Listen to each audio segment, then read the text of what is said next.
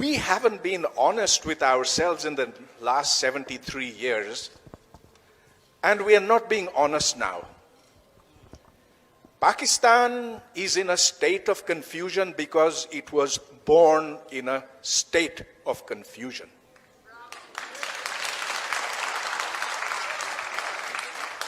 The basis of Pakistan, as articulated by Muhammad Ali Jinnah, was that there are only two nations that live on this subcontinent. They are mutually hostile. They cannot ever live in peace. That was part one.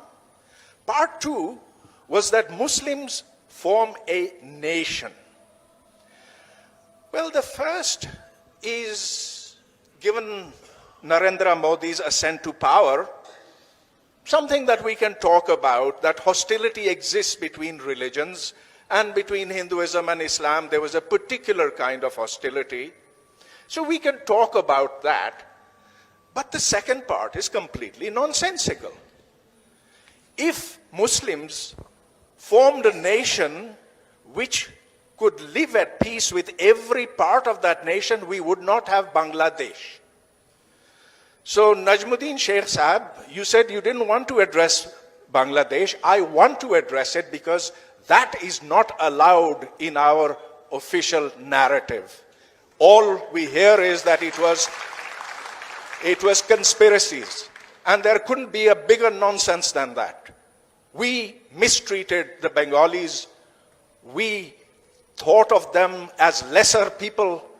We exploited them, and then we massacred them. Why don't we talk about that? Now, if Muslims could always live in peace together, you would not have the separatist movement in Balochistan, which again nobody is allowed to mention.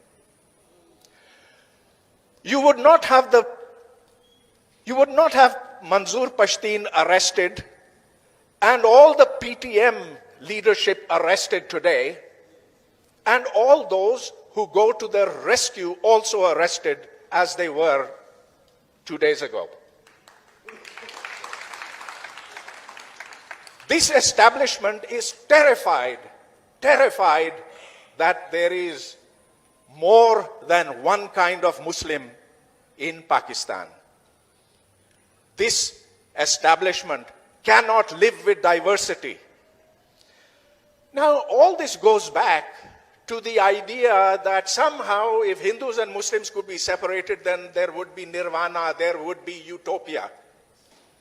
Mr. Jinnah, who we all hold in such great regard, is the founder of Pakistan, but he never was able to put down what that Pakistan was to be. He never wrote a single research paper. He never wrote an essay. He gave a lot of speeches which at different times said very different things. And so yes, the audience here will applaud what he said on the 11th of August 1947, but do they want to hear what he said in the frontier, where he said, "You are Muslims first and Indians second"? And this was before Pakistan was formed. In 1948, here in Karachi, addressing the Bar Council, he said, "This will be a land where Islamic law will be applied." He didn't have an idea of Pakistan. I'm sorry, although many of you believe that he did not. In 1945, when he was asked by Maulana Madani, "What will Pakistan be?" he said, "Don't worry about that now. We have plenty of time. When we achieve Pakistan, we'll see what it's going to be."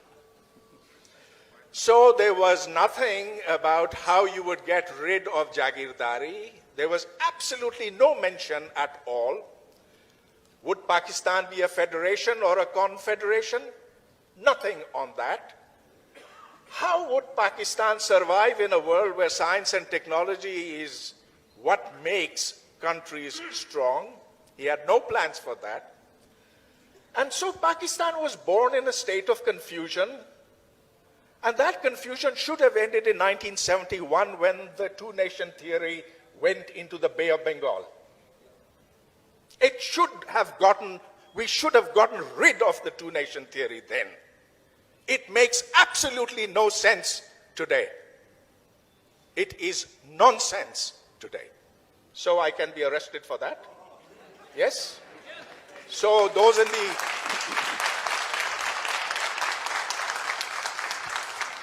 What we need is a Pakistan that is built upon common interests of the people of Pakistan, which must include the Baloch, the Sindhis, the Pathans, the Punjabis, the Gilgitis, Baltistanis, everyone. This is not a country that was made for the armed forces of Pakistan. This is a country that was made for its people. Unless we get around to that basic truth, all this is neither here or there. Today, we do not need an ideology for Pakistan. Countries survive without ideologies. Holland has no ideology, nor does Japan. And look at Bangladesh, who were our poor cousins. They're doing so much better than we are. Their foreign exchange reserves are 4 times ours. Their quality of life index is so much better. Why? Because they don't have an ideology, and we do. However, thank you for that wonderful documentary you made. It showed, it's a potpourri. It shows all the confusions, all the issues that confront us today, and we must find our way out of that morass, and the way out is by becoming a normal country. You see, normal countries don't have ideologies. Normal countries simply work for the benefit of their citizens. And those countries not just survive, they thrive. We should thrive. Thank you. Wow.